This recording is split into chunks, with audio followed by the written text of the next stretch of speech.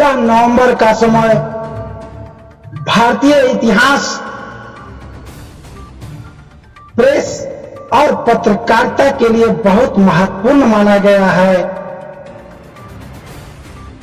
क्योंकि आज हम जो विषय लेकर के आए हैं उसे लोकतंत्र के चौथे स्तंभ के रूप में मान्यता प्राप्त है।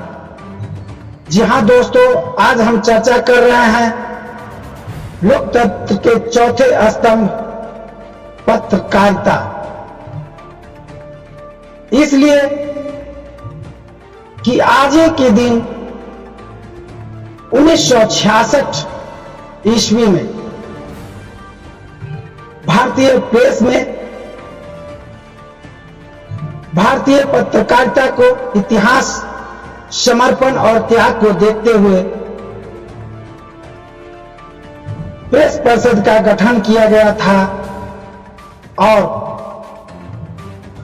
इस दिवस को भारतीय पत्रकारिता दिवस के रूप में मान्यता प्राप्त हुई थी।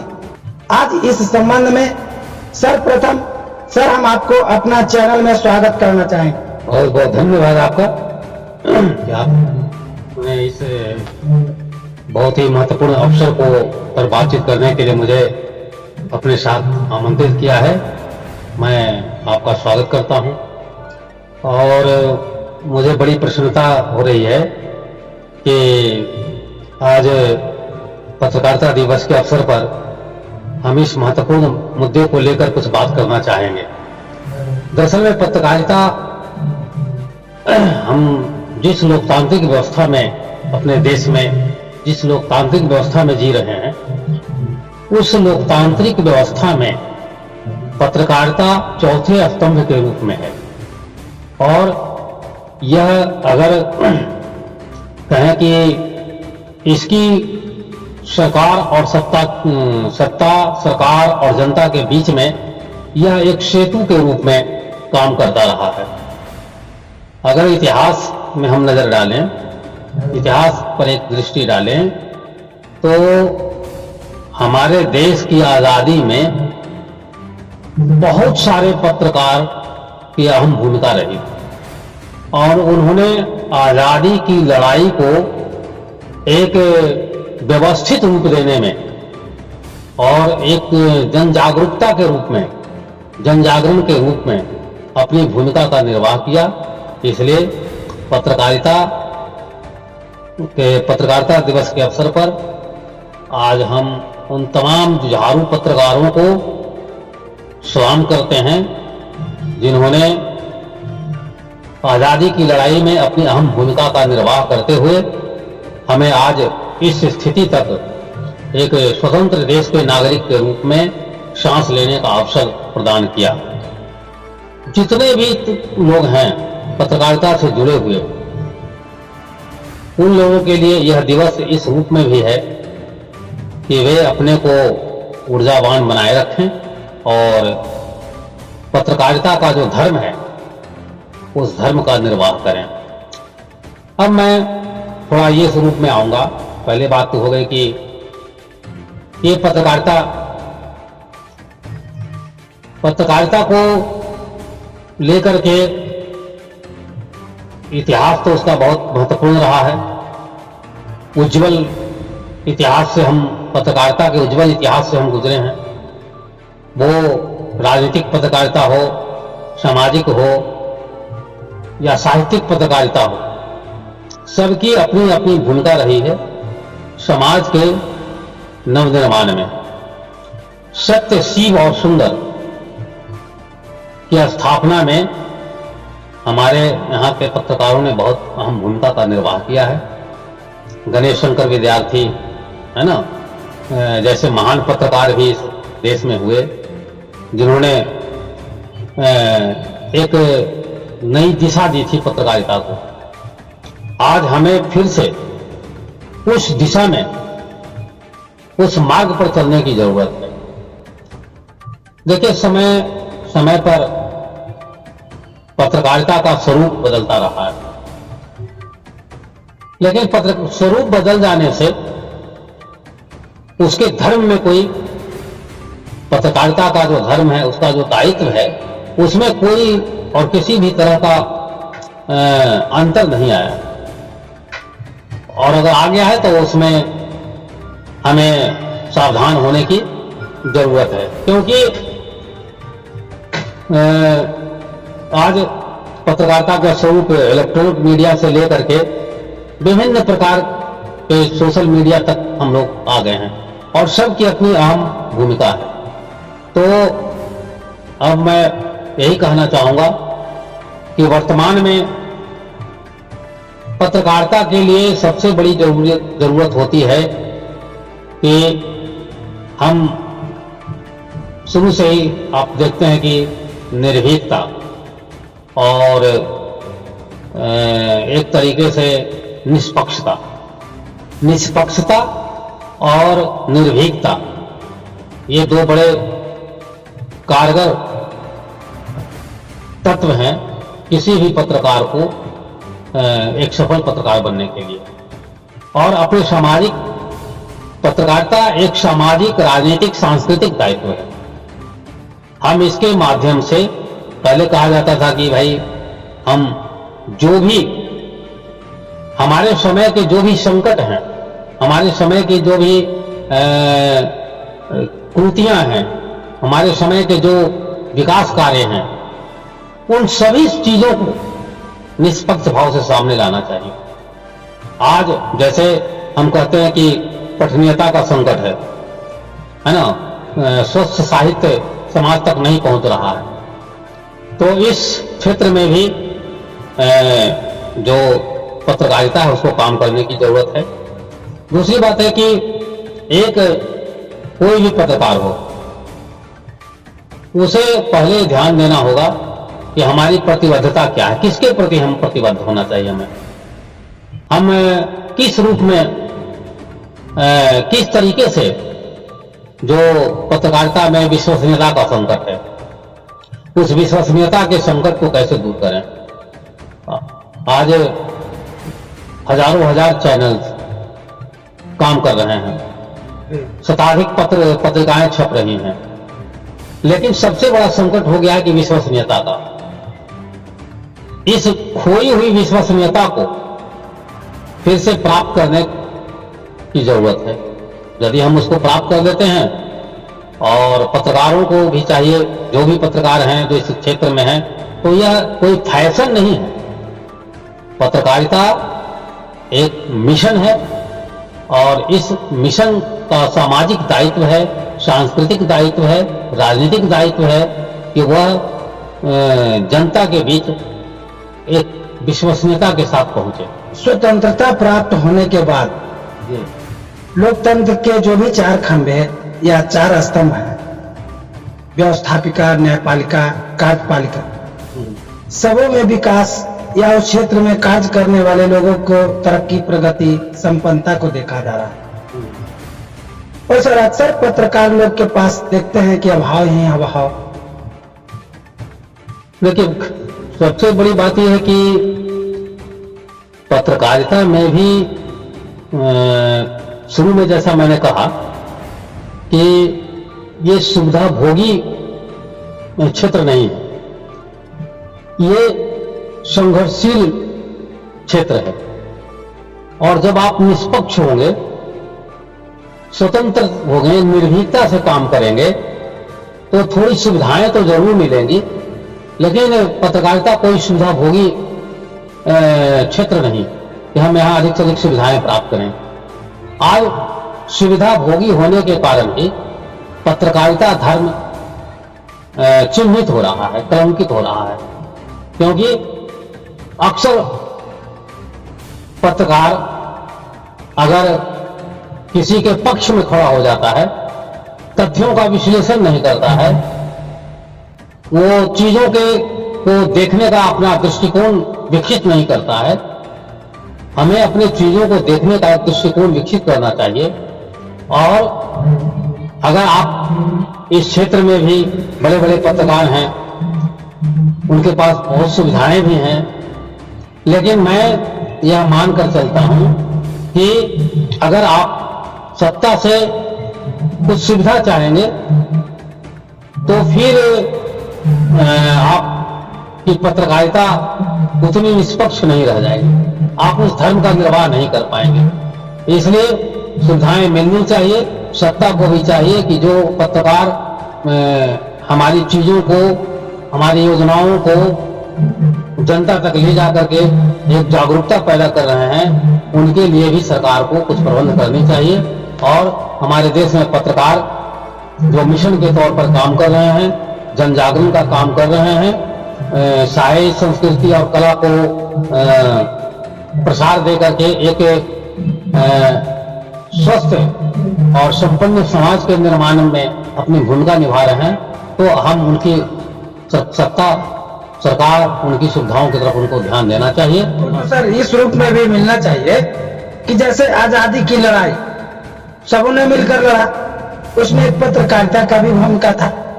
तो जब हमारा देश आजाद हुआ, जब सुख भोगने की बात आई, तो उसका लाभ तो प्रेस मीडिया को भी मिलना चाहिए। एकदम बिल्कुल, प्रेस को भी उस तरीके से, सरकार के पास योजनाएं तो हैं लेकिन अब जमीन पर नहीं आ रही हैं, जमीन पर आनी चाहिए। और कोई एक ऐसा सिस्टम बनना चाहिए जिससे कि जिसने अपना पूरा जीवन पत्रकारिता में लगा दिया है, या जिसके लिए पत्रकारिता उसके जीवन का एक धर्म बन गया है, तो वैसे पत्रकारों को के सुख सुविधा का ख्याल भी उन्हें संसाधन का उपलब्ध करानी चाहिए। और वो सरकार ऐसा करती है तो बहुत अच्छी बात होगी। वर्तमान समय में प्रेस से संबंधित या पत्रकारों के बीच में जो चुनौतियां, उस पर आप सर क्या करना चाहिए? देखिए, चुनौतियां तो हर काल में होती हैं, लेकिन चुनौतियों का जो है स्वरूप थोड़ा बदल जाता है। चुनौतियां हर जगह हैं। एक साहित्यकार है तो उसके सामने भी चुनौती है ना। आज सबसे बड़ी चुनौती क्या है? ये देखिए, बहुत सारे अखबार निकल रहे हैं।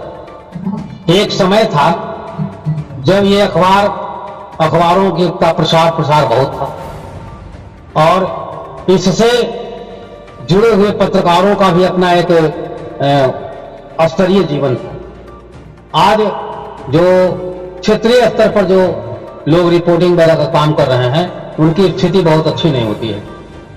उनके पास, क्योंकि अखबार पहले हम ही लोग अखबारों में लिखते थे तो बजाता एक सिस्टम था और हम लोगों को पारिश्रमिक मिलता था। उसमें एक ग्लैमर था, लोग जुड़ते थे। आज धीरे धीरे कर करके जो पत्रकारिता है, अखबार के जो एडिशन है, उसके कई जगहों से एडिशन निकल रहे हैं, लेकिन उसकी पठनीयता में के प्रति वो आकर्षण नहीं रह गया। लेकिन क्योंकि मुद्रित साहित्य का अपना एक महत्व है, मुद्रित मीडिया का अपना एक महत्व है, उसके पैरेलल में उसके सहयोग के लिए सोशल मीडिया भी सामने है। तो वर्तमान में कहना आपका सही है कि थोड़ी स्थितियां बदली हैं, और इस पर हमारी सरकार को ध्यान देना चाहिए ताकि पत्रकारों की सुख सुविधाएं, उनके साधन भी कुछ बढ़ें और उन्हें भी कुछ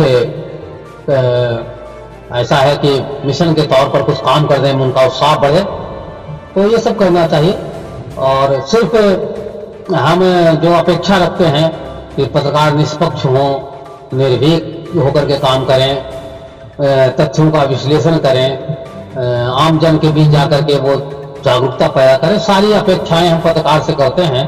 तो हमारा भी कुछ दायित्व है कि आज जो पत्रकार काम कर रहे हैं, ईमानदारी से काम कर रहे हैं, उनकी सुरक्षा हो और उनके पास भी जीने के साधन हो और वह भी माने एक अच्छा जीवन जी सकें। इस पर हम लोगों को भी ध्यान देना चाहिए। और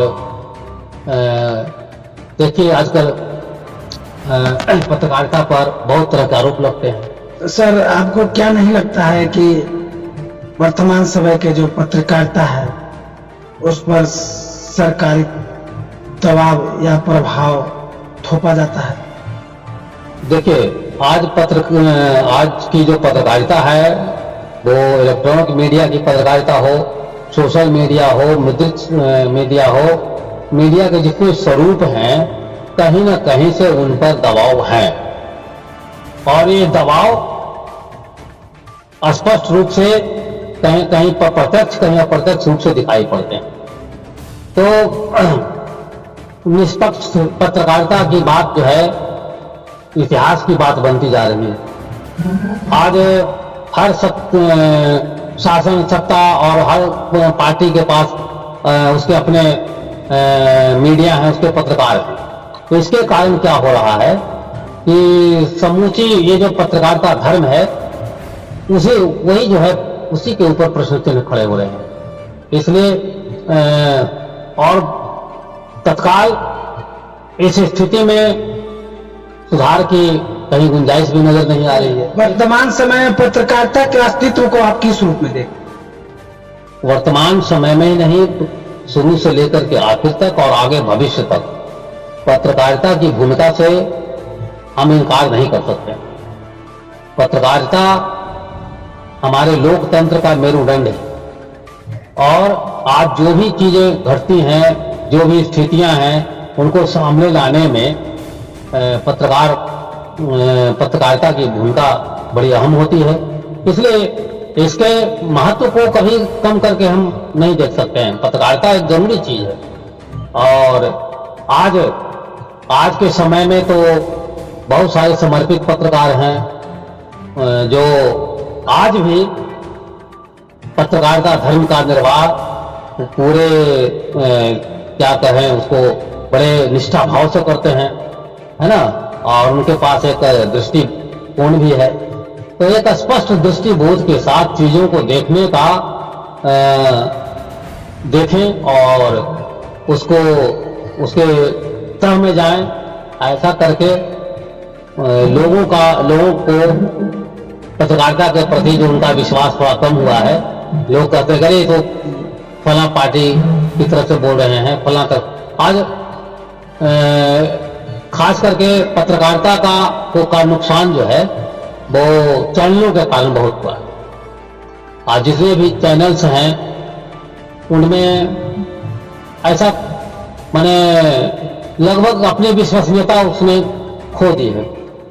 इसलिए बहुत सारे पत्रकार वहां पर जो ईमानदार पत्रकार हैं वहां अपने इच्छा के अनुकूल काम नहीं कर पा रहे हैं। वर्तमान समय में सर ये पत्रकारिता को सरकार के नजरिए से सरकार को किस तरह से सपोर्ट करनी चाहिए ताकि पत्रकारिता जिंदा रह सके? पहले तो मैं यह भी कहूंगा कि देखिए, सत्ता हमेशा अपने पक्ष रखने के लिए कुछ चीजों को खड़ा करती है।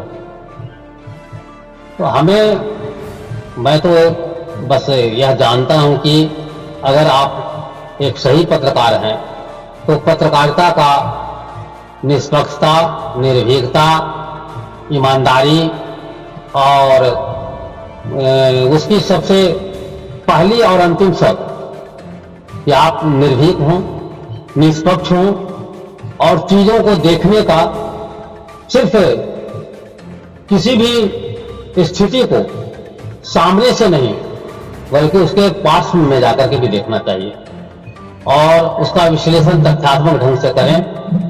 कहीं से कोई दबाव अगर पड़ता है, उसी के कारण, दबाव के कारण ही आज की पत्रकारिता जो है उसकी विश्वसनीयता संदिग्ध हुई है। इसलिए सरकार की ओर से यही उम्मीद रखनी चाहिए कि जैसे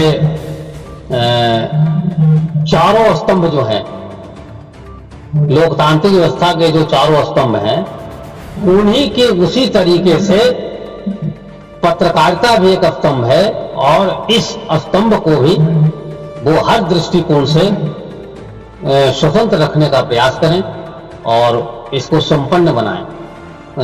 आर्थिक रूप से पत्रकारिता संपन्न हो, सामाजिक रूप से संपन्न हो, चारित्रिक जो है नैतिक रूप से भी संपन्न हो और इसके जो पत्रकारिता सामाजिक जीवन में जो परिवर्तन कर सकता है वैसा कोई परिवर्तन नहीं कर सकता है।